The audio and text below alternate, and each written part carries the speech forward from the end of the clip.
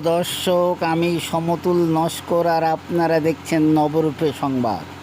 এখনকার তাজা খবর, আসন্ন কালী পূজার কোটালে মৎস্যজীবীরা সুন্দরবন থেকে পর্যাপ্ত পরিমাণ মাছ পেয়েছে এবং কাঁটামারির হাটে জেটি ঘাটে তুলেছেন এই মাছ বিক্রির জন্য। এখন বাছাবাছি চলছে। চলুন শুনে নেব মৎস্যজীবীদের কাছে কিছু কথা।